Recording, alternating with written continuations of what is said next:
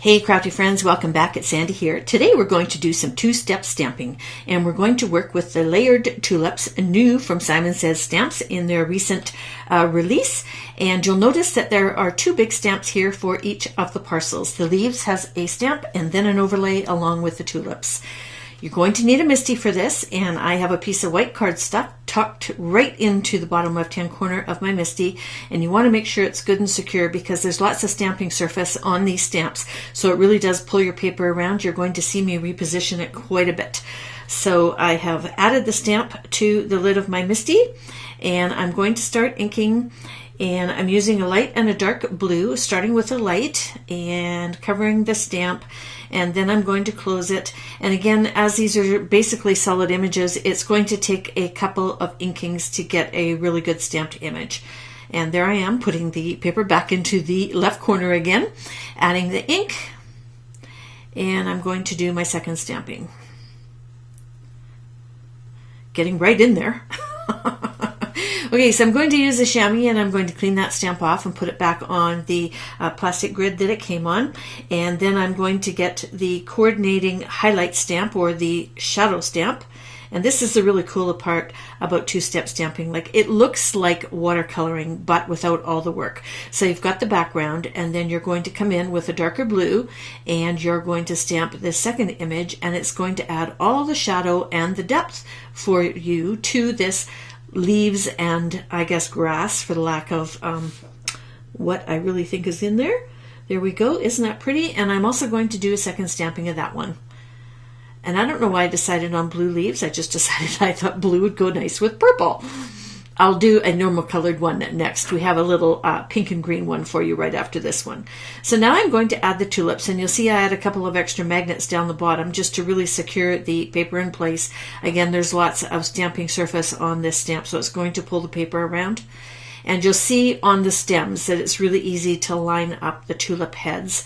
And so adding that to the lid of my misti, and this time I'm going to be stamping with Distressed Oxide's Wilted Violet, and this color is just beautiful. I would love to have tulips this color. I think I have in one of my recent houses or past houses. So give that a good rub, transfer all the ink or as much as you can, and it does need a couple of stampings as well. So I'm stamping a second time just on a couple that didn't really transfer very well, and there we go. Cleaning again, and I want to do a little bit of background noise, so I'm stamping the ink onto a couple of acrylic handles using a spritzer to add some water. I'm going to mix it with a paintbrush and then use that to splatter some paint along the background. I think it adds a nice little bit of detail, especially if you're doing a white on white card. It just adds an extra little bit of artistic background noise. So here's my purple, getting ready to do that, and then you're going to set it aside to dry for a couple of minutes. I wanted a little bling on this card, so this piece of lavender glitter paper came from the Stronger Together card kit. It was from the beginning of March, and it is the perfect purple to go on my card. My card base is Simon thick cardstock, 7x10, and I'm scoring and folding that at 5, so we end up with a 5x7 card, and it works nicely with this if you're using the whole stamped image because it's nice and long, and it shines beautifully. So I'm going to use tape runner just to add the glimmer paper, but first I decided I'm going to put some jute thread around my art piece, and I fuss a little bit here with the bow, just trying to get things just so, and that was a double thickness. I folded it in half before I wrapped it around the card. So back to that glimmer paper. I hate glitter. Seriously, I really hate glitter. But this paper does not shed glitter, so it doesn't get all over the inside of your cutting machine or anywhere on your work surface. So next time you're placing an order with Simon, grab a couple of pieces of that and give it a try. I think you'll be pretty happy with it. Gold works really nice. It makes lots of really nice sentiments if you're die cutting sentiments. So foam tape on the back of my art piece because I want a little bit of height on the card, and so right side up I'm going to attach it to the center.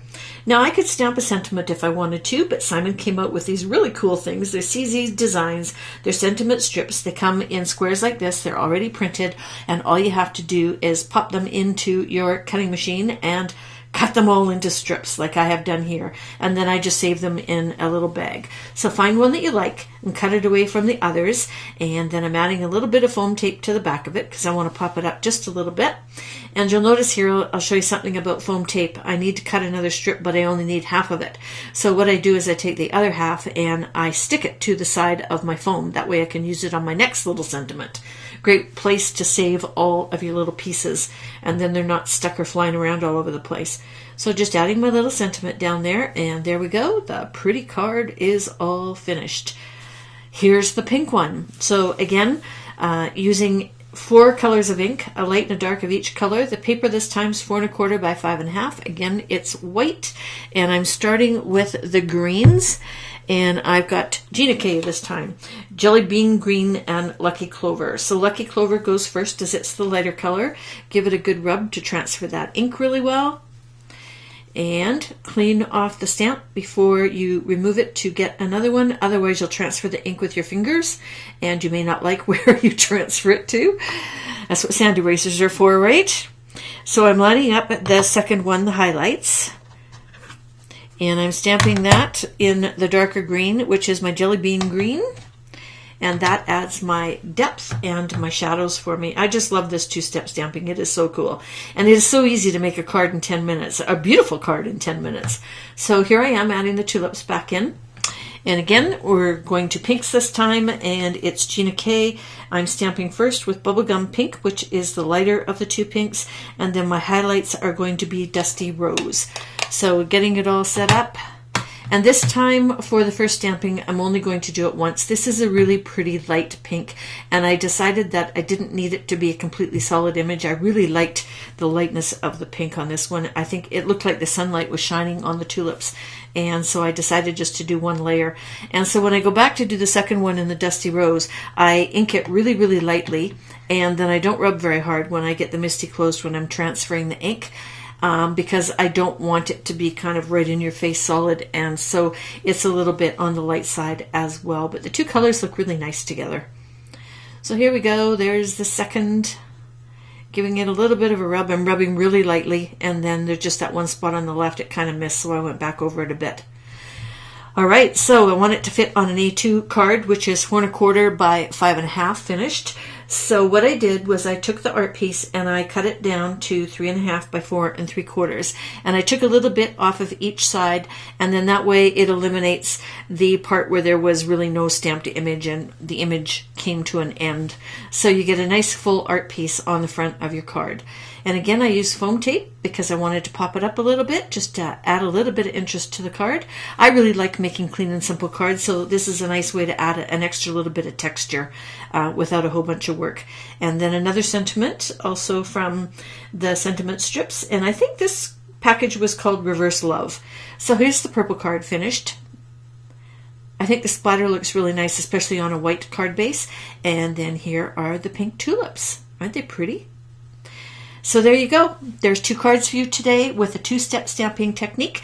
All the supplies that I used are listed underneath of the video. You can also click on the link to my blog. I have them listed there, along with a PDF for you to download. I hope you enjoyed today's video. If you did, please consider giving me a thumbs up. And until next time, toodles.